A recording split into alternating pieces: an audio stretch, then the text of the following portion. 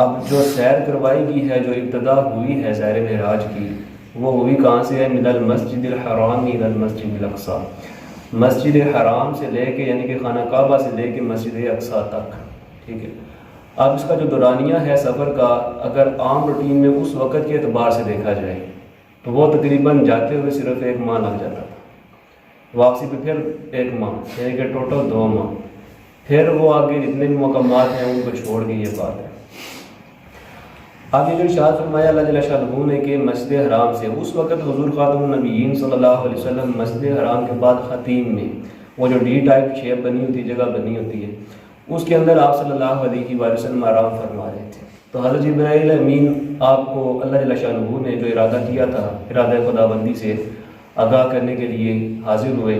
اور آپ صلی اللہ علیہ وسلم کو جگایا اور آگاہ کیا کہ اللہ جل شانہ نے یہ ارادہ فرمایا کہ آپ کو اپنی قدرت کی نشانیاں اللہ جل شانہ نے دکھا دی۔ یہ وہ موقع تھا۔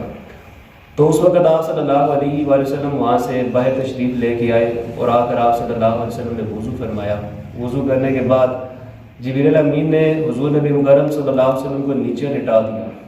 نیچے لٹانے کے بعد آپ صلی اللہ علیہ وسلم کا سینہ مبارک چاک کیا، شق کیا۔ اب یہ 3 طرح کے موقع تھے جہاں پہ آپ صلی اللہ علیہ وسلم کا سینہ مبارک جو ہے وہ چاک کیا گیا، شق کیا گیا، ٹھیک ہے، چیرا گیا۔ پہلا موقع کیا تھا کہ بچے، اس وقت آپ صلی اللہ علیہ وسلم چھوٹے تھے، بچے تھے، ٹھیک ہے، تو آپ صلی اللہ علیہ وسلم بچوں میں کھیل رہے تھے،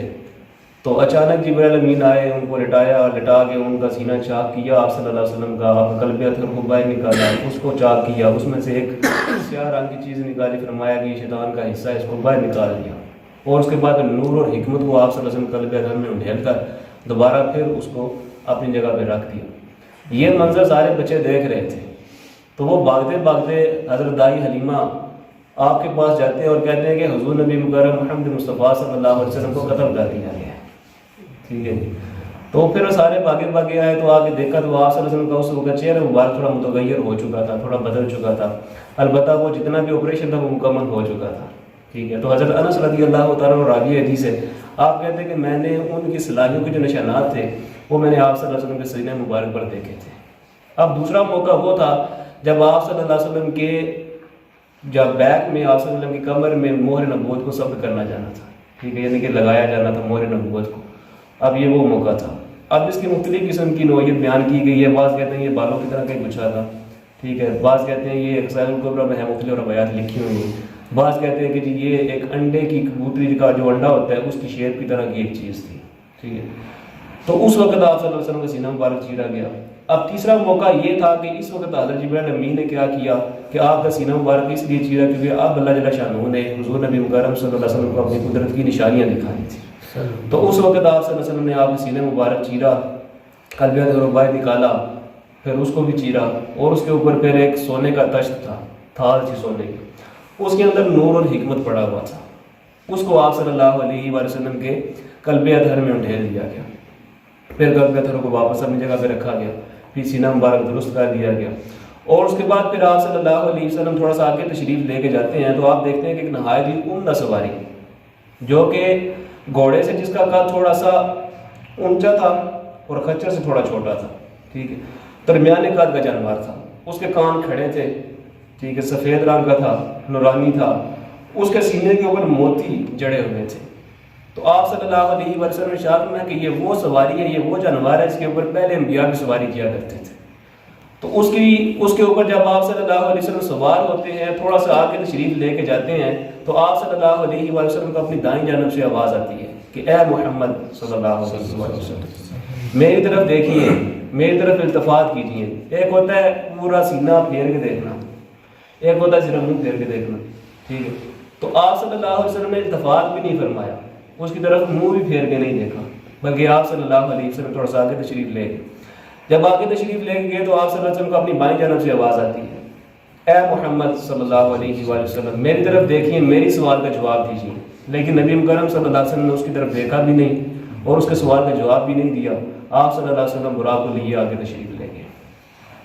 اس کے بعد پھر آپ صلی اللہ علیہ وسلم کے سامنے ایک نہایت ہی خوبصورت عورت کی شکل میں ایک لڑکی موجود تھی، کھڑی تھی، بائیں پھیلائے ہوئے کھڑی تھی۔ اس نے بھی آپ صلی اللہ علیہ وسلم کو اپنی طرف مائل کرنے کی کوشش کی، بلایا، لیکن آپ صلی اللہ علیہ وسلم اس کی طرف بھی التفات نہیں کیا۔ اور اس کے بعد پھر آپ صلی اللہ علیہ وسلم ارشاد فرماتے کہ میں آگے چلا گیا، میں نے رستے میں اب اس براق کی جو سپیڈ ہے، جو اس کی رفتار ہے، اس کو براق کہتے ہیں کہ برق کہتے ہیں بجلی کو، براق اس سے بھی جو تیز چیز ہوتی ہے، ٹھیک ہے، یعنی کہ جہاں پہ اس کی پہلی نظر پڑتی تھی وہاں پہ اس کا پہلا قدم پڑتا تھا، اس قدر وہ تیز رفتار تھا۔ ہم اپنی نظر کا بھی اندازہ لگا لیں، یہ تو آہستہ آہستہ کمزور ہوتی رہتی ہے، ٹھیک ہے، جو ہے ہی سارتا پا نور ہے، اس کی نظر کی انتہا کہاں پہ جاتی ہوگی، لیکن پھر بھی یہ سیر کروائی گئی ہے، سفر نہیں کروایا گیا۔ حیران کن بات ہوئی ہے، معجزہ کہتی ہے اس چیز کو جو عقل کو عاجز کرتے، ٹھیک۔ اور وہاں پہ آپ صلی اللہ علیہ وآلہ وسلم نے حضرت موسیٰ علیہ السلام کو ان کی قبر میں نماز پڑھتے ہوئے بھی دیکھا، بہت سارے قبیلے کے لوگوں کو دیکھا کہ وہ اپنے اونٹوں کو چلوایا کے طور پہ لے کے جا رہے ہیں، چرانے کے لیے لے جا رہے ہیں، ٹھیک ہے، کسی کی اونٹنی کے اوپر زیادہ وزن بوجھ پڑ گیا، اس کی ٹانگ ٹوٹ گئی ہے، وہ سارے مناظر بھی ذکر کیے ہیں، لیکن آپ رفتار دیکھیں کس قدر تیز تھی، ٹھیک۔ اور جب آپ صلی اللہ علیہ وآلہ وسلم مسجد حرام سے مسجد اقصیٰ تک پہنچ گئے، وہاں پہ جا کے حضرت جبرائیل امین نے حضور نبی مکرم صلی اللہ علیہ وسلم کی بارگاہ میں 3 طرح کے برتن پیش کیے، ایک میں پانی تھا، ایک میں شراب تھی، ایک میں دودھ تھا، اور ایک کے روایت مطابق ایک میں شہد بھی تھا، ٹھیک ہے جی، شہد۔ اور آپ صلی اللہ علیہ وسلم کو سب سے پہلے پانی دیا گیا، ایک روایت کے مطابق دودھ دیا گیا، آپ صلی اللہ علیہ وسلم نے دودھ پیا اور سیر ہو کے پیا۔ تو پھر اس کے بعد آپ صلی اللہ علیہ وسلم کو شراب پیش کی گئی، آپ صلی اللہ علیہ وسلم نے ارشاد فرمایا کہ میں ابھی سیر ہو گیا ہوں، میں نے اس کو سیر ہو کے پیا ہے، اور شراب کو ویسے بھی پینا پسند ہی نہیں کرتا، پینا چاہتا ہی نہیں ہوں، ٹھیک ہے۔ تو وہاں پہ حضرت جبرائیل امین کہتے ہیں جی اللہ اکبر، اگر آپ شراب پی لیتے تو آپ صلی اللہ علیہ وسلم اکثر امت آپ کی نافرمان ہو جاتی۔ تو پھر جبرائیل امین کہتے ہیں کہ آپ جب چلے تھے وہاں سے آپ کو کوئی آواز تو نہیں تھی آئی؟ تو آپ نے فرمایا ہاں، جب میں براق کے اوپر بیٹھا تھا تو اس وقت مجھے اپنی پہلے دائیں جانب سے آواز آئی، اے محمد صلی اللہ علیہ وسلم میری طرف دیکھیے، میری طرف التفات کیجیے، لیکن میں نے نہ اس کی طرف دیکھا نہ اس کی طرف التفات کیا۔ تو اس کے بعد پھر آپ صلی اللہ علیہ وآلہ وسلم نے ارشاد فرمایا کہ میں آگے چل پڑا۔ تو جبرائیل امین کہتے ہیں کہ یا رسول اللہ صلی اللہ علیہ وآلہ وسلم اگر آپ اس کی طرف دیکھ لیتے، اس کی طرف التفات کر لیتے، وہ اصل میں تھا ایک یہودی جو آپ کو بلا رہا تھا، تو پھر آپ کی اکثر امت جو ہے وہ یہودی ہو جاتی،